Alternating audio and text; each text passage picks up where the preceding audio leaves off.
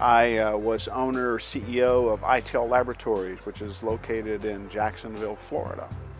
We did independent, objective, third-party analysis for damaged household products, principally flooring, for the property insurance industry.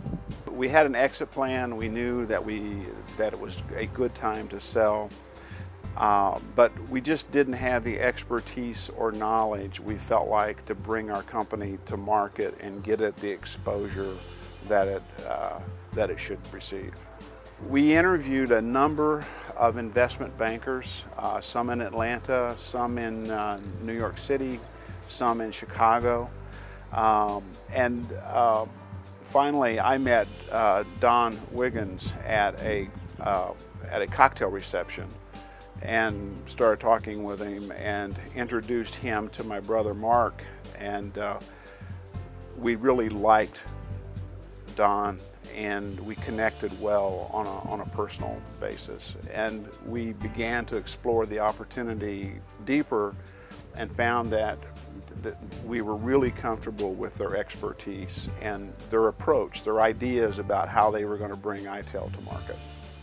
We totally underestimated the amount of time that the sale process takes.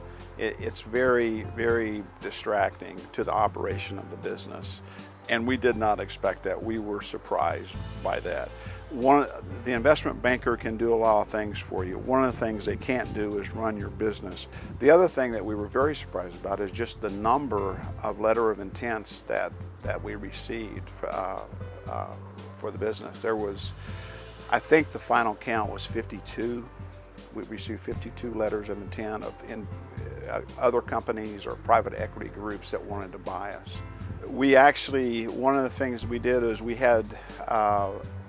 phone interviewed, or I should say they phone interviewed us, 48 of the companies. We did phone interviews. Don, myself, and our Vice President of Sales Marketing conducted phone interviews. And again, let me go back to my comment about the impact that it has on the operation of the company. You can imagine we're doing phone interviews day after day after day in our conference room, and we're also trying to run a company.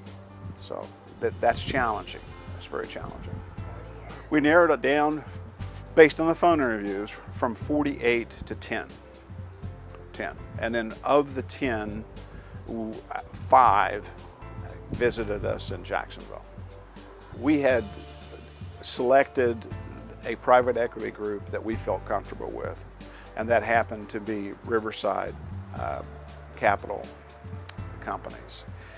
They had made an offer to us that we liked, but the offer included earnout provisions. In other words, it was a cash deal. They were going to give us, a flat cash amount up front, and then they were going to get us the opportunity to earn a higher amount based on profitability of the company as we go forward. We were sitting in our attorney's office about 10 o'clock at night, getting ready to sign the papers to close the deal. And my brother, Mark, said, you know what, I don't like the earnout provisions of this deal. I don't like the earnout. I just want a straight cash deal. And of course, Don was there and the attorneys were there. So we shut down everything at that point and started renegotiating a cash deal without an earnout. Now again, Don's expertise and the Heritage team's expertise here was critical to us to be able to reshape the negotiations while we were at the table signing the closing documents.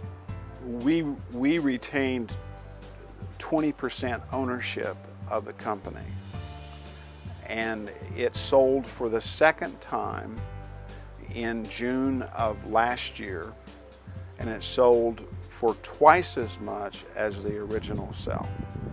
Well, in summary, I would just say that we could have taken the company to market, and it's a unique company that we would have done okay with. We feel like that we could have sold the company for 6 to 7 times multiple of EBITDA, but we got slightly higher than 10 times multiple EBITDA.